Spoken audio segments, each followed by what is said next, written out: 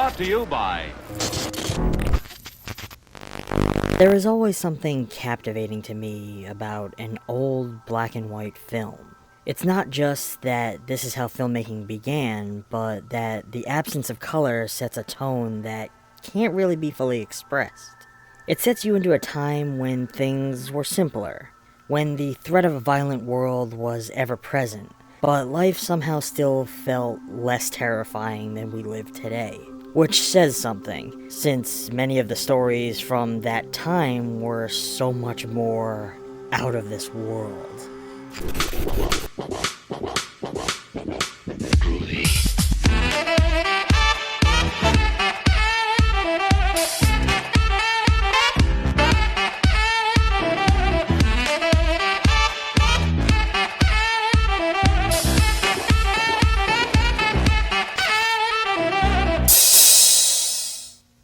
Hello friends, and welcome back to ETF. This one is coming in long overdue. My friends over at Black Cat Film Productions, specifically director Sarah Stevenson, have crafted a feature film experience that aims to bring us back to a bygone era of black and white, atomic age horror.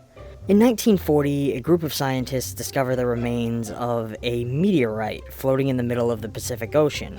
It's inhabited by mutated cat beings called cat people, naturally.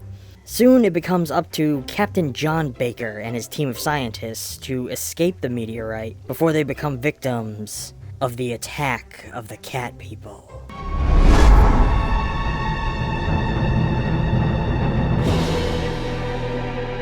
Set up in the vein of a true-to-form 40s or 50s black and white adventure horror film, we begin adrift in the cosmos as our opening credits roll, making our way toward planet Earth. We're given a classic voiceover that combines with a series of stock footage clips to introduce us to our story. Immediately it was clear that Sarah Stevenson took incredible care in replicating the authentic feeling of these classic period horror films. The cinematography primarily consists of wide, flat shots, intercut with individual close-ups for each character. This was commonplace throughout early cinema. The camera movement we do get remains just as simplistic, sticking with smooth pans, tilts, and dollies to best deliver that authentic feeling.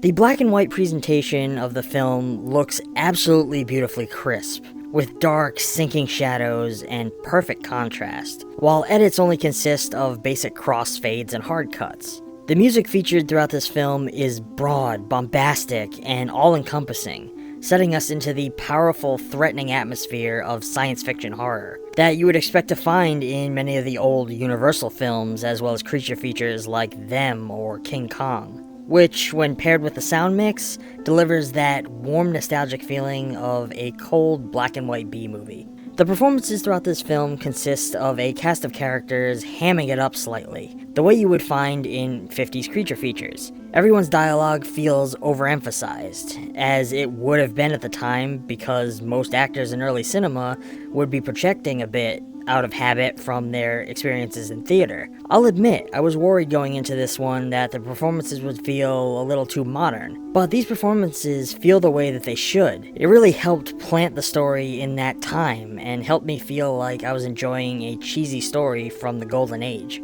The pace that this film's plot progresses is pretty standard, moving along fairly quickly and building out its structure as it goes. We establish our science fiction plot early on, and are introduced to our characters and their relationship dynamics, giving us our comic relief, our backstabbing spy, and the messy romance of our two leads. But we also waste no real semblance of time and quickly dive into the action. The creature design here is pretty cool. They managed to keep the look simple and clean while still looking monstrous enough to sell that creature feature concept. The cat monsters reminded me of the Wolfman quite a bit. They were basically just hairy people with snouts and claws. But in the case of something like this, that's not a fault. It's a push in the right direction. Sarah Stevenson was clearly trying to recapture that corny, overly cheap aesthetic that she grew up with.